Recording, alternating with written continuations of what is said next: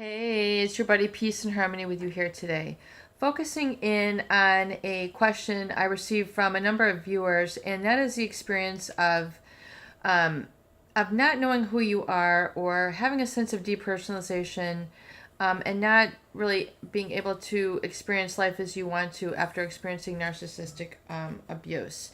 And essentially, almost like putting on a mask, putting on a disingenuous self, and participating in the games, excuse me, that are cultivated and created by a narcissistic family or a narcissistic circle of influence or a narcissistic group of friends.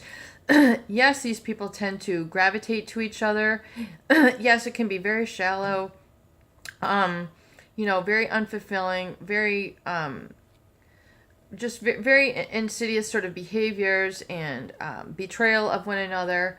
And it becomes very much a jump on the bandwagon sort of experience. So when people feel like they have to put on a mask when they're around this narcissist and they don't want to, it's because you are living in a reaction formation to this individual. And I very much believe it's kind of like birds of a feather fly together situation. So when you're with a narcissist, you have, it's natural law to mirror what you see.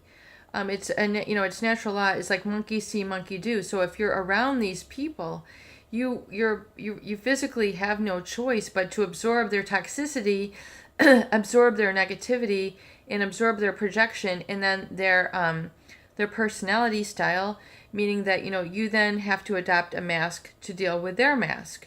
So it's a insidious cycle of life. So to break free, realize that your joy is not going to live in putting on a mask and a facade and portending to these people. Your joy is not going to exist in trying to be disingenuous and not living your authentic self. You're not going to have your bliss and your happiness and your contentment and your peace and your happiness and your harmony by living in this corner sort of reaction way to them. Where that locus of control is outside of you. The locus of control is your gift within yourself. It's your authentic self. What you truly love, what you truly want to relate to. If you're not used to being in touch with this because you've been around a narcissist or have habituated that in your life for so long, realize that it is an identity that you have created out of habit. And just like anything, habits can be unlearned. So yes, it's going to take a lot of work, but you can unlearn these sort of maladaptive behaviors, reactions, feelings, values that have been instilled in you from a narcissistic abuser. So, you really have to get away from them.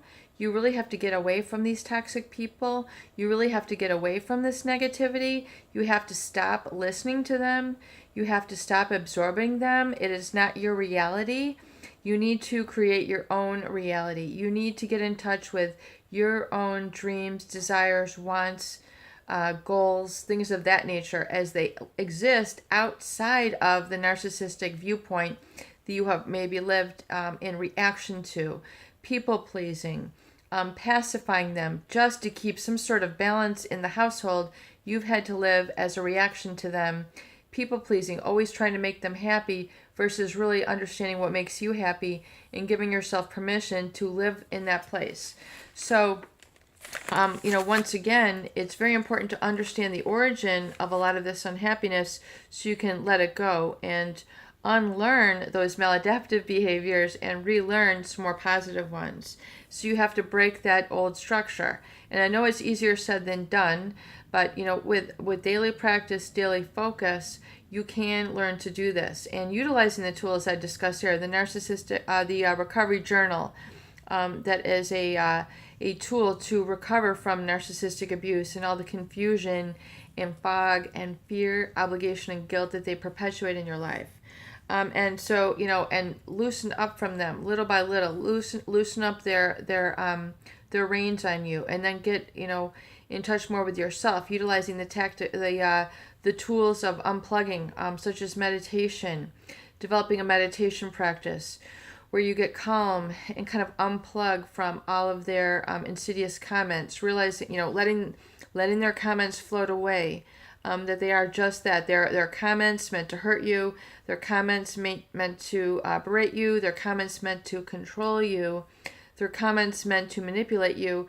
And you no longer receive those insults anymore. You no longer have a place within you that's receptive to that. There's no place for them here. There's no place for those sort of negative comments. They don't live here anymore. There's no place for them.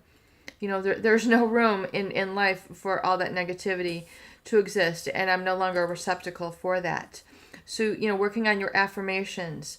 I'm no longer a receptacle for negativity. I'm no longer a receptacle for psychopathic abuse. I'm no longer a receptacle for narcissistic abuse. I'm no longer open to being insulted, berated, and criticized. I'm no longer receptive to that anymore. I'm no longer receptive to being brainwashed. I'm no longer receptive to being mind controlled. I'm no longer receptive to that anymore. It has no place in my life. It does not serve me. I want no part of it. I'm separating from that now. And I wish you all well and goodbye. I let you go in love, light, and peace. And so be it. God bless you. And then, release them from your life, because that is really very, very important to do that, and to let them go in peace, and let them go in love, and allow them to continue to live their life in whatever manner they see fit. And so it's definitely not to pity them, not to feel sorry for them, but they, that is them, that is their life, and so be it. And you have to take 100% responsibility for yourself, your emotions, your health, your beliefs.